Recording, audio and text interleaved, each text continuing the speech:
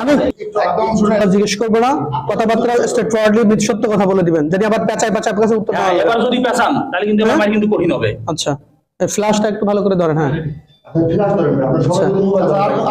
এই গ্রামের নাম কি আপনাদের? মাইজেল, ফরিদপুর পশ্চিম মাইজাল।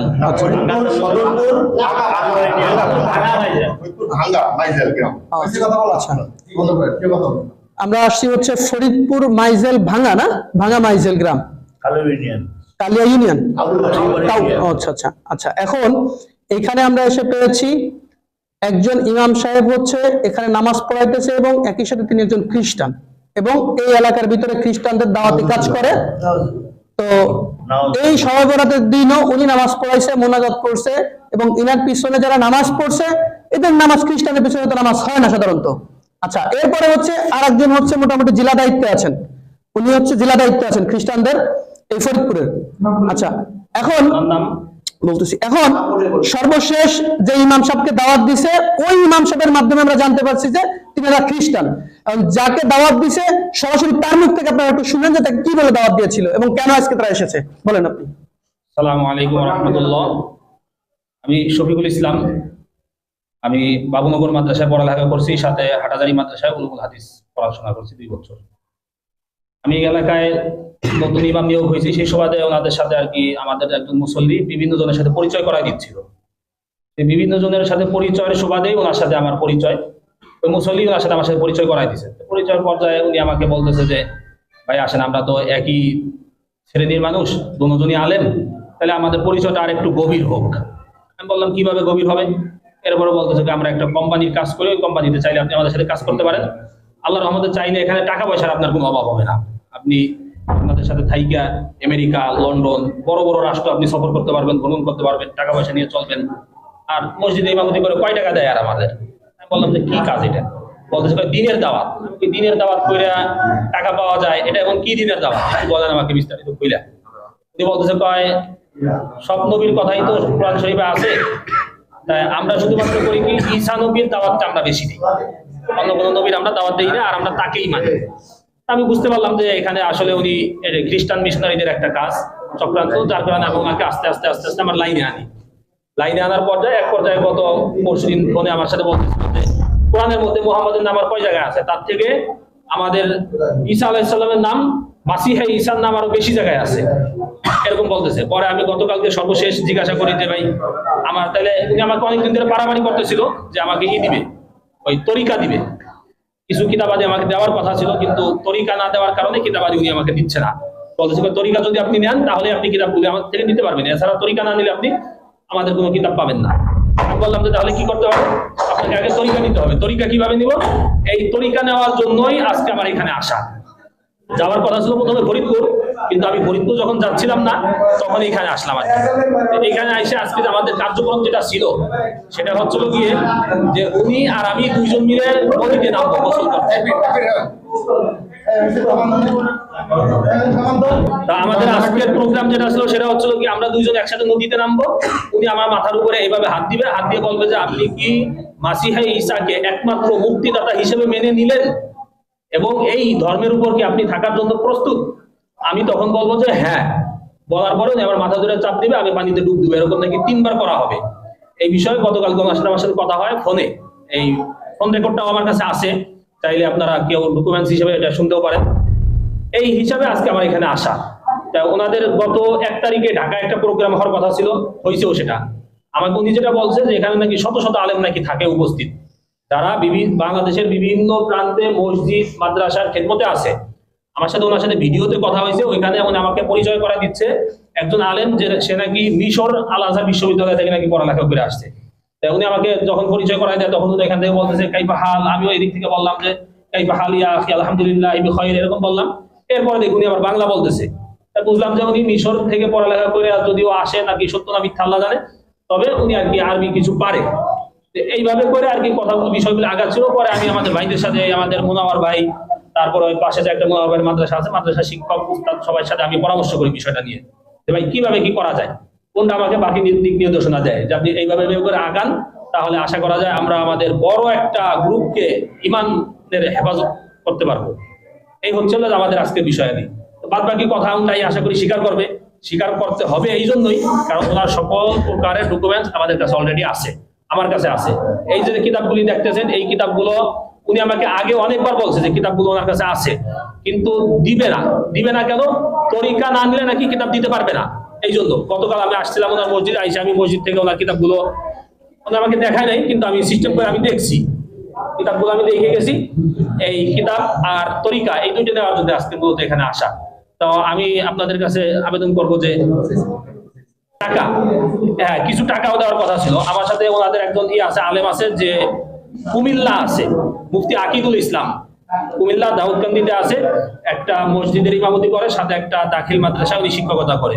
তো ওনার সাথে আমার সাথে গতকালকে কথা হয়েছে প্রায় 20 মিনিট এই হোয়াটসঅ্যাপে, এটাও আমার কাছে কল রেকর্ড আছে। ওনার বাড়ি কোথায় কিছু বলছে মুক্তা? উনি আমাকে আগে বলছিল গোপালগঞ্জ, কিন্তু উনি তো মাত্র স্বীকার করলো যে আকিদুলের বাড়ি নাকি বাগেরহাট, এরকম বলছে। আমাকে বলছিল গোপালগঞ্জ, কিন্তু মাইর দেওয়ার ভয়ে হয়তো উনি ই করছে, এখন হয়তো সত্যটা বলতেছে, বা আগে সত্যটা বলছে, এটা বলছে। আকিদুল নাকি এই মাসে 10 জন মুসলমানকে খ্রিস্টান করে ওইখানে নিয়ে আসছে, উনি বলছে এটা আমাকে, যে আকিদুল একজন ইমাম সাহেব, সে 10 জন খ্রিস্টানকে আর কি মুসলমান যারা খ্রিস্টান হয়েছে গত এই 1 তারিখের সেমিনারে উনি নিয়ে আসছে। সেমিনারে আমার যাওয়ার কথা ছিল, কিভাবে যাইতে হবে, কিভাবে মসজিদ থেকে ইমাম, হ্যাঁ সেও একজন দাউদকান্দি একজন ইমাম, তারা ইমাম কিনা এই ব্যাপারে আমি এটা জিজ্ঞাসা করি রে, এটা আচ্ছা আচ্ছা। এখন হলো এই ভদ্রলোক হলো খ্রিস্টান হয়েছে, এবং ইনি শুধু খ্রিস্টান না, এনার তো আসলে এক পা অলরেডি কবরে চলেই গেছে। তো ইনি এখন এই গ্রামে দাওয়াতি কাজ করে, এই মসজিদের ইমাম সাহেব, এবং এই অঞ্চলে উনি খ্রিস্টানদের দাওয়াতি কাজ করেন। এখন আপনার নাম হলো, আপনার নামটা বলেন। হাবিবুল্লাহ বাহারি। আচ্ছা, প্রথমে পরিচয় দিয়েছিলেন কি? মাওলানা মুফতি হাবিবুল্লাহ বাহারি।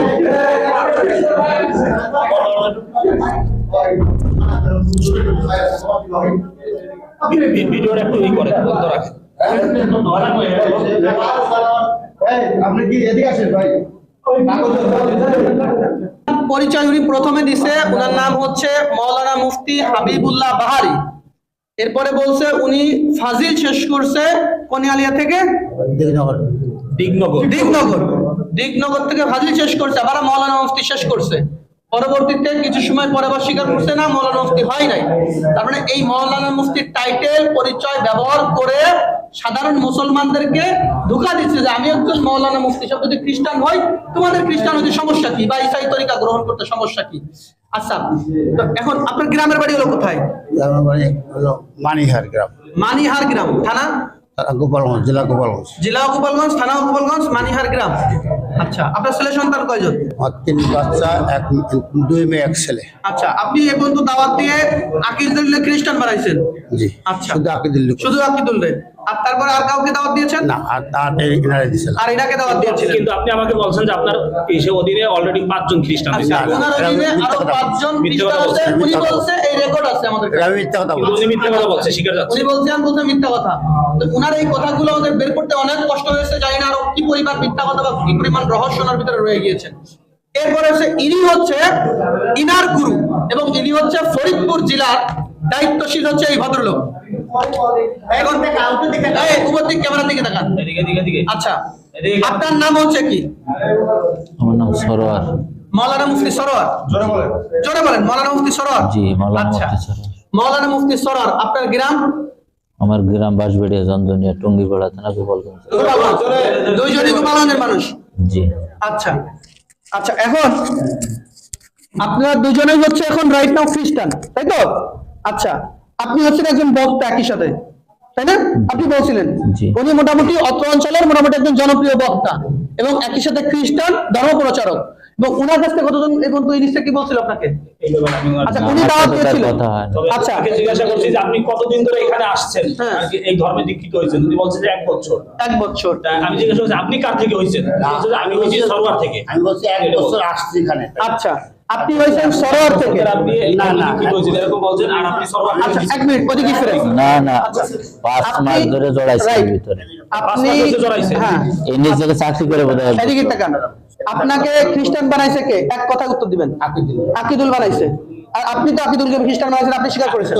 তাহলে আপনি যে একমতে 4 রকমের কথা বলতেছেন, আপনারা সরাসরি খ্রিস্টান কে বানাইছে আপনি বলছেন প্রথম ইনা কথা, ইনি হচ্ছে এই জায়গার প্রধান। আমি সত্যি কথা বলি। এক মিনিট, আপনাকে খ্রিস্টানের দাওয়াত দিছে উনি, স্টেট ফরওয়ার্ড কথা বলবেন। উনি দেশে আচ্ছা চুপ, আর কোনো কথা হবে না, উনি আপনাকে দিছে। তাহলে আপনি বলছেন যে এই পর্যন্ত আপনি কাউকে দাওয়াত দেন নাই। তারপরে হলো যে আপনি হচ্ছে নিজে খ্রিস্টান হয়েছেন, এরপরে আপনি বলছেন আপনার ভাই যে বলছে যে উনি মানে মানে অনেক টাকা পায়, হ্যাঁ, যার কারণে ওই টাকা নিয়ে উনি ফ্ল্যাট নিয়ে ঢাকায় থাকে। একজন ইমাম সাহেবের পক্ষে তো ঢাকায় ফ্ল্যাট নিয়ে 2-3টা ফ্ল্যাট নিয়ে থাকা কি সম্ভব? বলেন। তার মানে উনার মাধ্যমে হাজার হাজার মানুষ খ্রিস্টান হওয়া সম্ভব, কারণ উনি একটা কমিউনিটির লিডার, এই যে ইনি, এবং উনার টাইটেল হলো উনি মাওলানা মুফতি। এগুলো হলো প্রতারণা। হ্যাঁ, এবার গত মাসে 1 লাখ টাকা কামাইছে, তাই না? তাই বলছে, ভিডিও আছে। আচ্ছা, আর আপনি এক মিনিট আপনি উনাকে দাওয়াত দিয়েছেন, স্ট্রেট ফরওয়ার্ড করে বলবেন, উনাকে দাওয়াত দিয়েছেন? তো অনেক আগে। জি দাওয়াত দিয়েছেন? জি। ওকে, আপনি বলছেন যে আপনি কারো দাওয়াত দেন নাই। এই একজন পাওয়া গেল আপনাদের খ্রিস্টান, ওই একজন পাওয়া গেল উনি উনাকে দাওয়াত দিয়েছেন। আচ্ছা আচ্ছা, এই হলো আমাদের অবস্থা। আর এইরকম অবস্থায় সারা বাংলাদেশে এইরকম অসংখ্য মানুষ পাওয়া যাচ্ছে যারা এই ধরনের প্রতারণা আমাদের মুসলমান কমিউনিটির সাথে করতেছে। ওনারা দুজনে খ্রিস্টান, অথচ ওনারা টুপি দাঁড়িয়ে এখনো ওনাদের লিপস্টিক আছে। তার মানে এটা হলো মূলত আমাদের সাথে প্রতারণা, সাধারণ মুসলমানদের সাথে প্রতারণা। এইভাবে এই দেশটাকে তিলে তিলে এই খ্রিস্টানরা দখল করে ফেলতেছে। আমাদের বান্দরবন, খাগড়াছড়ি, এই সমস্ত জায়গাগুলো, আমাদের দিনাজপুর, সব জায়গায় একই অবস্থা ভাই। তো এই জন্য এই যে ইনাদের, আপনাদের কাছে কোনো তথ্য আছে এটার ব্যাপারে? শেষ করে দেব। আচ্ছা, যাই হোক, এই হলো অবস্থা আমাদের। তো আমরা ওনাদেরকে পাইছি, এই হলো কিতাব। এই কিতাবের মাধ্যমে, এই কিতাবের নাম দিয়েছে কিতাবুল মুকাদ্দাস, অথচ এই কিতাবের নাম হিন্দুদের মানে খ্রিস্টানদের ধর্মগ্রন্থের নাম হচ্ছে বাইবেল। কি নাম? ওদের নাম হলো বাইবেল। এরা মুসলমানদেরকে প্রতারণা করার জন্য, হ্যাঁ, আচ্ছা, এই যে হচ্ছে ওনাদের মূল ইসার নাম হচ্ছে a translation of the holy Bible, অর্থাৎ এটা ট্রান্সলেশন, অনুবাদ করা হয়েছে হোলি বাইবেল থেকে, পবিত্র বাইবেল থেকে। তো অনুবাদ করা হইলে এটা কিতাবুল মুকাদ্দাস হলো কিভাবে? একই সাথে এই যে মনোগ্রামটা, এটা আমরা কোরআন শরীফে ব্যবহার করি না? তো এটা ব্যবহার করছে সাধারণ মানুষ, জানি মনে করে এটাও কোরআন শরীফের মতো। হ্যাঁ, এইভাবে এই দেশের মানুষদেরকে প্রতারণা করতেছে। এরকম শত শত বই ওনারা করছে। যাই হোক, এই ছিল আমাদের আজকের বিষয়বস্তু। আসসালামু আলাইকুম ওয়া রাহমাতুল্লাহ।